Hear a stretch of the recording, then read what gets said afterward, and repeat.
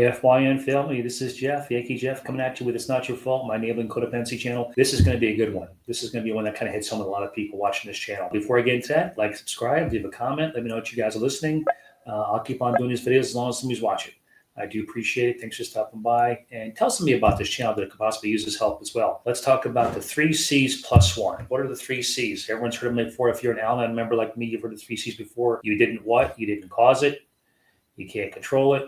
And you can't cure it, right? Those are the 3 things about we have to remember about our loved one's addiction is we didn't cause it, we can't cure it, we can't control it. Okay, that's our mantra. You cannot control someone else's behavior. You can't. You can influence it, but you can't control it.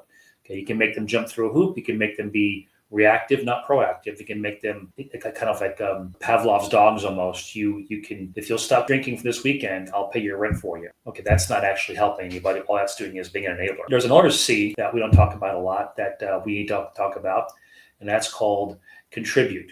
We contribute to their addiction and their behavior because of the way we treat them in return. It's cause and effect, really what it is. And I wrote myself some notes here to kind of keep that in mind. There are 4 things that we can do that will contribute to their behavior and their addiction.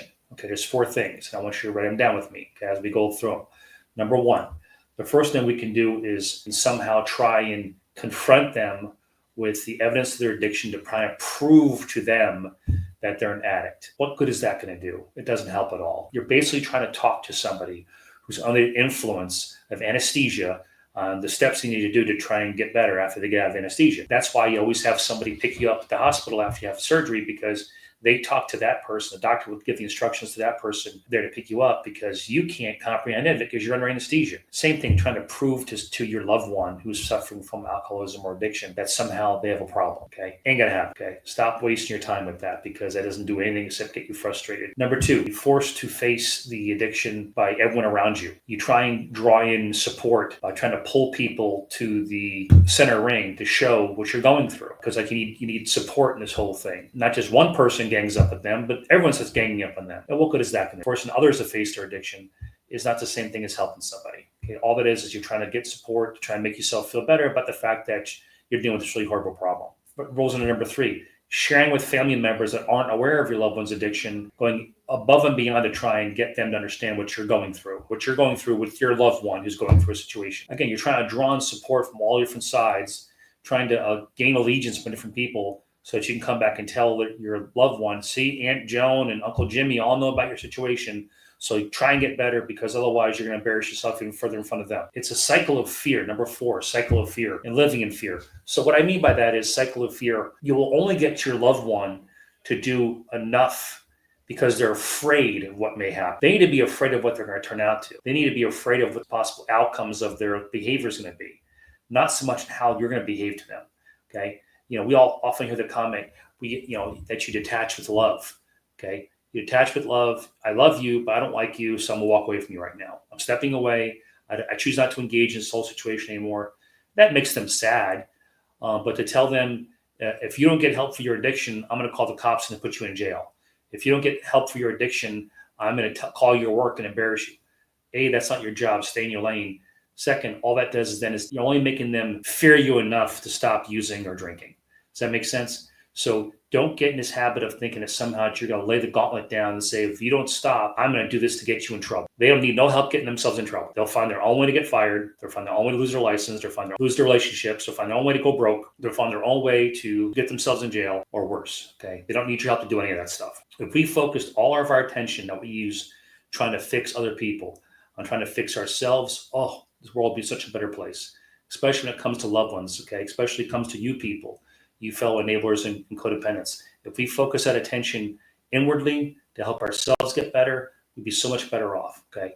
We can't enable, we can't be codependent anymore with our loved ones because they have to make the decision. They have to have the aha moment. There's many channels out there to tell you that yeah, you can get them to feel better. Just subscribe for my class or just pay for my readings, my CDs, DVDs, buy my book. I can tell you how you can help your loved one quit. No, guys, it's impossible.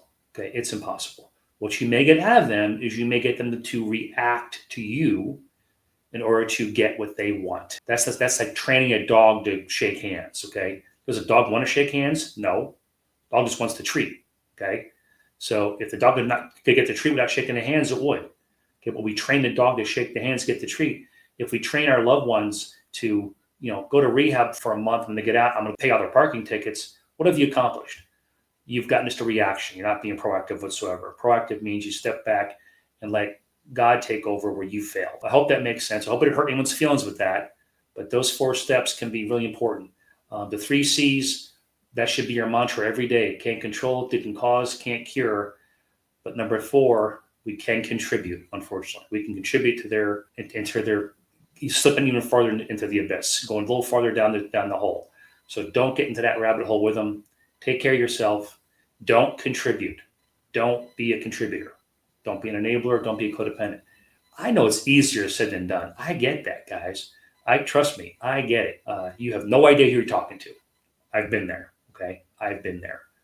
But I don't feel like I would be a child of God if I didn't go through life telling more and more people not the same mistakes I made. Don't make the same mistakes I made. If I can somehow prevent people from making those same mistakes, then I'm doing a good thing. Keep coming back. It works if you work it. Let it begin with you. And by all means, say a prayer for the press. Say a prayer for those people who think they have their intentions are good and just, trying to help their loved one battle this disease. And it is a disease. But all they're doing is they're pushing themselves deeper into the peril. Say a prayer for those people like me. Okay, guys, God bless you all. Keep coming back, like I said. And by all means, tell somebody about this channel, please.